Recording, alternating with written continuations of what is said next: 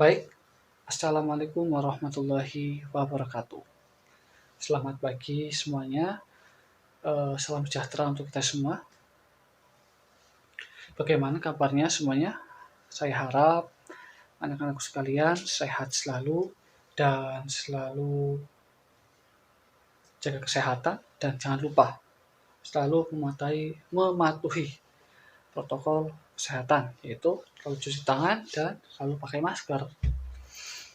Oke, selanjutnya sebelum kita belajar, alangkah baiknya kita berdoa terlebih dahulu.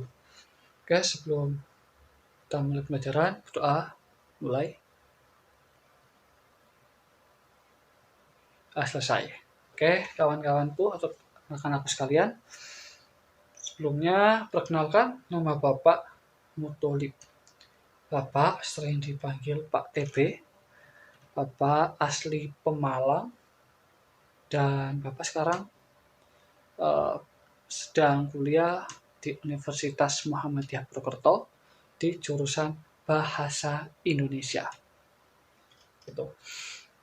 Sebelum kita masuk ke pembelajaran, Bapak akan jelaskan indikator pencapaian atau tujuan pembelajaran. Tujuan pembelajaran kali ini diharapkan peserta didik dapat mengidentifikasi unsur pembangun karya sastra dalam teks cerita pendek. 2.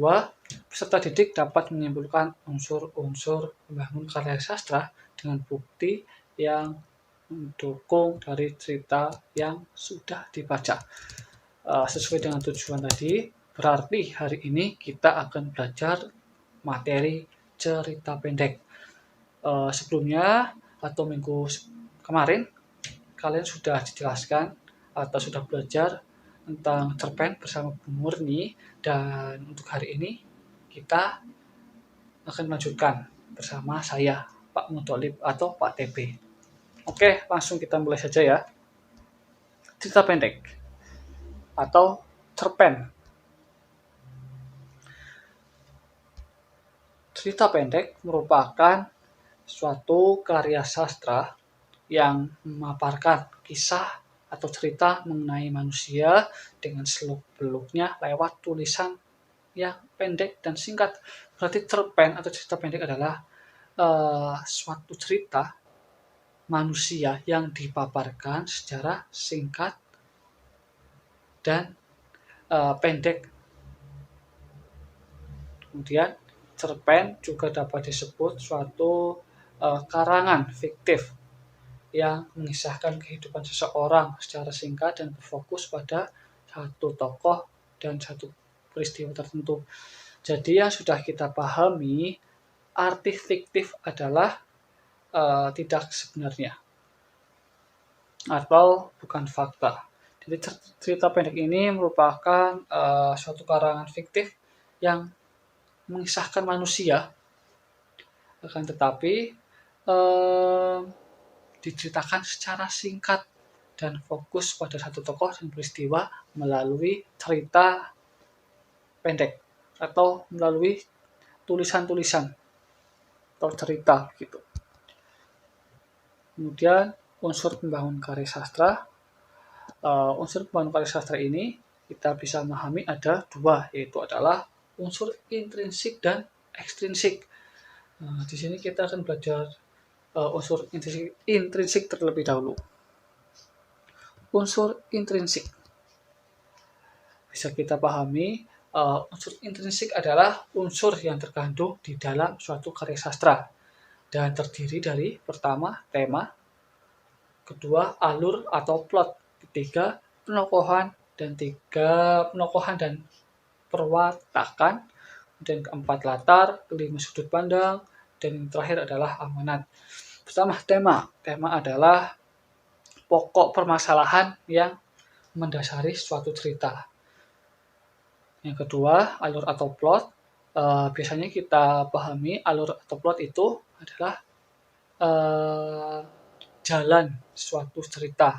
Urutan cerita itu biasanya terjadi atas urutan waktu, kejadian, hubungan dari sebab atau akibat. Yang ketiga, penokohan dan perwatakan. Penokohan merupakan penjelasan watak atau sifat dari tokoh yang terdapat pada cerita. Yang keempat, latar. Latar adalah latar merupakan tempat, waktu, suasana terjadinya peristiwa atau cerita. Dan kelima, sudut pandang. Sudut pandang merupakan cara bercerita atau cara memandang dalam mengisahkan peristiwa dan cerita.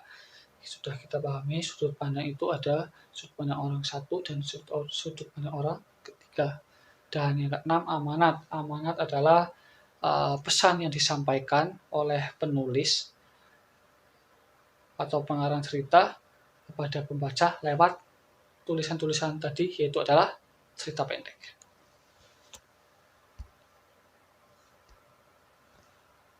Selanjutnya, untuk unsur ekstrinsik. Unsur ekstrinsik adalah sebuah unsur yang membangun atau unsur pembangun dari suatu karya sastra yang berada di luar. Pertama, yaitu adalah latar belakang penciptaan. Merupakan latar belakang yang berkaitan dengan tujuan suatu karya sastra yang dibuat. Jadi, karya sastra itu atau cerpen itu dibuat ada tujuannya, misalnya tujuan agar masyarakat rajin membaca gitu. Jadi nanti Bapak misalnya jadi seorang penulis cerpen, Bapak akan menulis cerita yang berkaitan tentang literasi ataupun pentingnya membaca gitu. Yang kedua, latar belakang masyarakat merupakan hal yang berkaitan dengan masyarakat dan juga sangat berpengaruh terhadap suatu karya sastra. Jadi latar belakang masyarakat itu sangat penting, di mana misalnya Bapak menjadi seorang penulis, latar belakang masyarakat atau wilayah Bapak itu merupakan latar belakang Muslim atau Islami, jadi Bapak biasanya menjadi seorang penulis cerpen yang latar belakangnya itu sering menuliskan cerita cerpen tentang yang bernuansa Islam.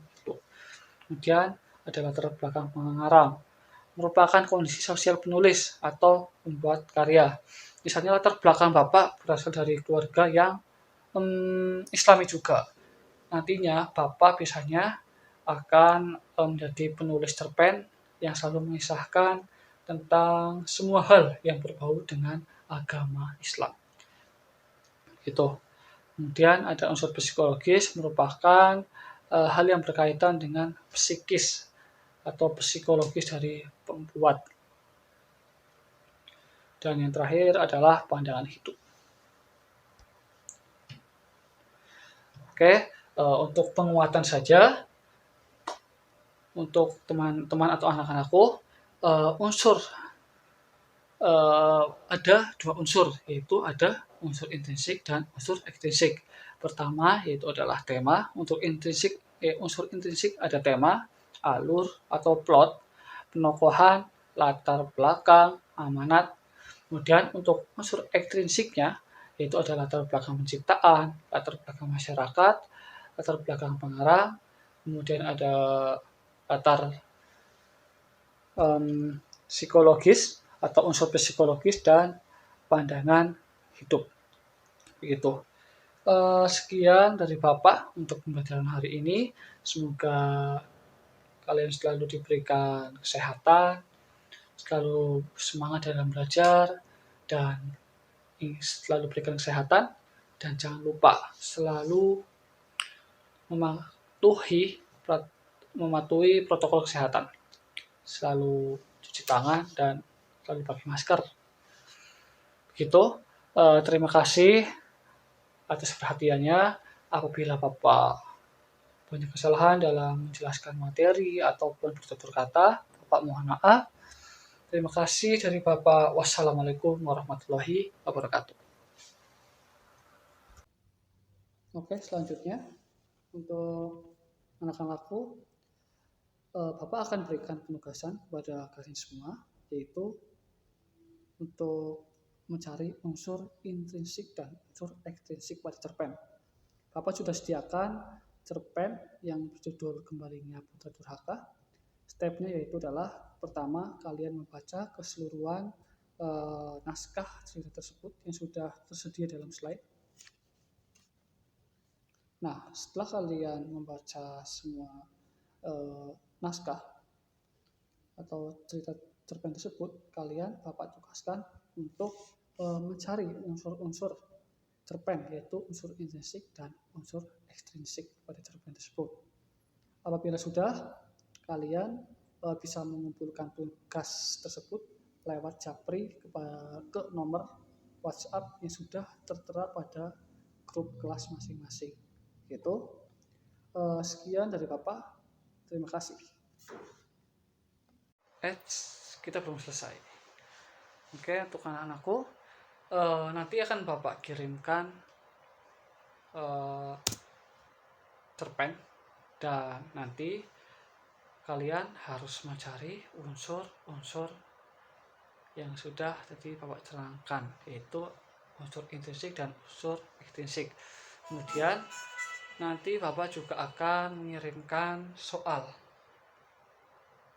yang akan Bapak kirim di Google Classroom dan di grup WhatsApp. Cukup sekian dan terima kasih.